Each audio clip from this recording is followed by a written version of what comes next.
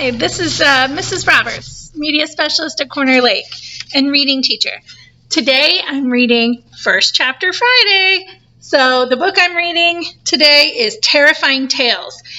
One thing that you should know about me is my favorite genre of book is horror. So I love scary. The scarier, the better is my favorite.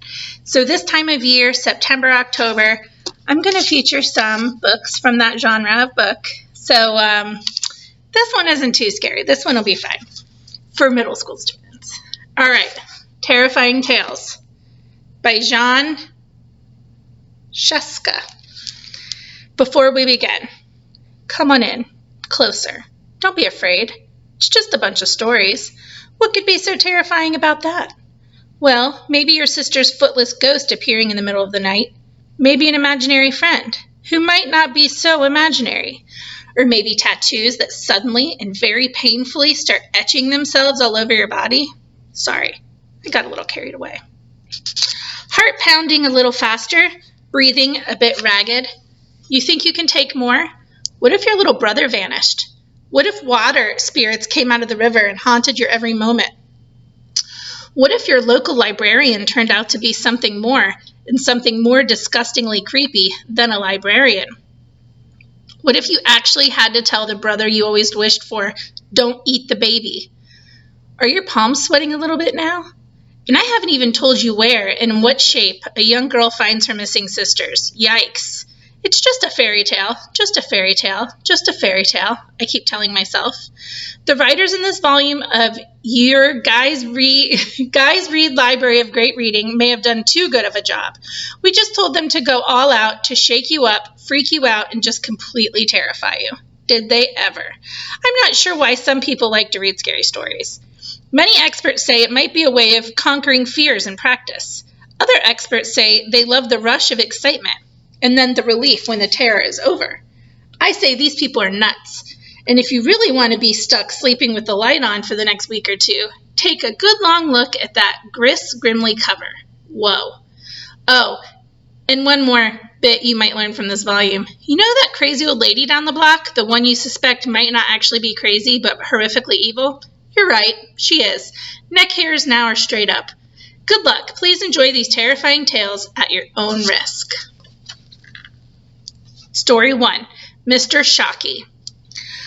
I hear my little brother's terrified screams a block away. I pump my pedals as hard as I can and steer my bike toward home. Tearing through my yard, I destroy my mother's azalea bush on my way back in the back of the house. There I find him clinging to the highest rung of a rotting rope ladder. It leads to my long-abandoned treehouse, a place he should know better than to explore. It's been threatening to collapse for months, and worse, it's dizzyingly high above the ground. If he falls...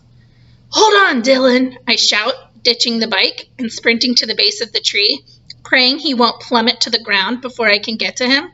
He's only 4 years old. How did he even get up there? Tyler, I'm slipping, he sobs when he hears my voice. I'm coming up, I say, trying to sound as confident as possible. I scamper up the remains of the rope ladder as quickly as I can, hearing its strained fibers groaning against my weight. I nearly fall when one of the rungs splits, but I manage to hold on and regain my balance. A moment later, I have Dylan safely in my arms and we climb back down. You know you're not allowed in the treehouse, I cry once we are on firm ground.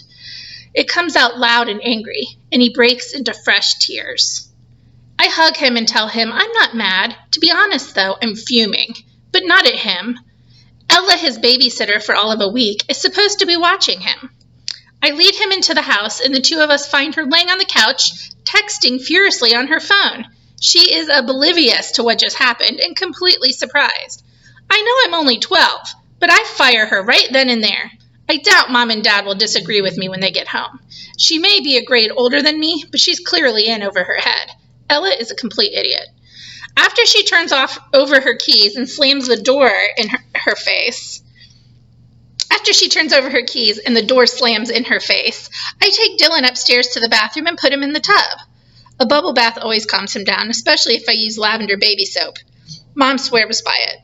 Soon he's covered in suds and playing with his tub toys, his brush with death a distant memory. Dylan, Why did you go up in the treehouse? You know that's off limits. I was playing and he said it would be okay. He said the treehouse was full of toys and candy. Who said that? I asked, wondering if some neighbor kid lured him into this dumb stunt. Mr. Shockey told me to do it, he says. He's my friend.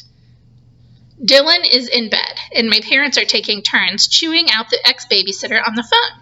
When they're done, we sit down at the table to make a plan.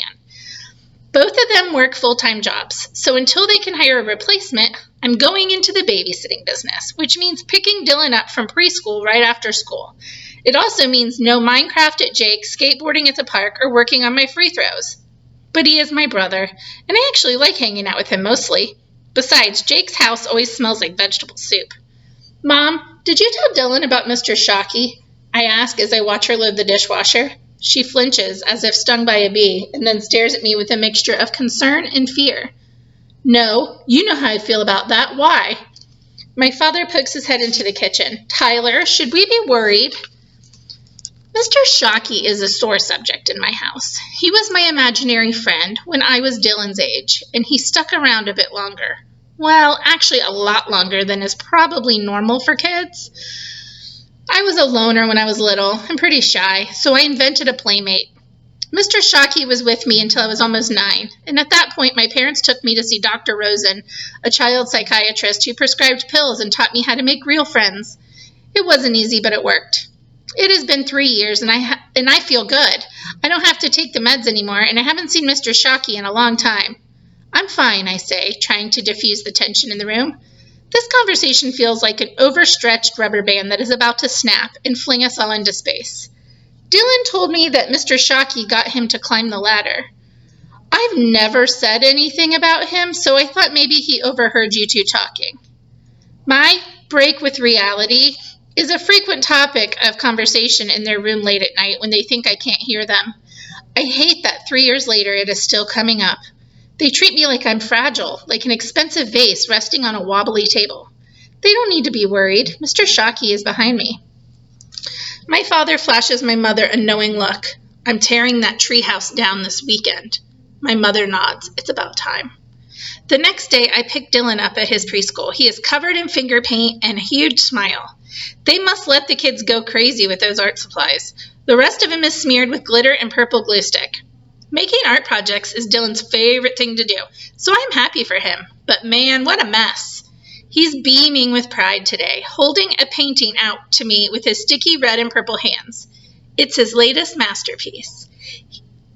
Wow, I say when I look at his treasure. Standing on a hill covered in yellow flowers is Dylan, all smiles and a mop of red hair. Next to him is a man, or rather the silhouette of a man. A tall black figure sporting 2 fiery red eyes and a long, pointy tail.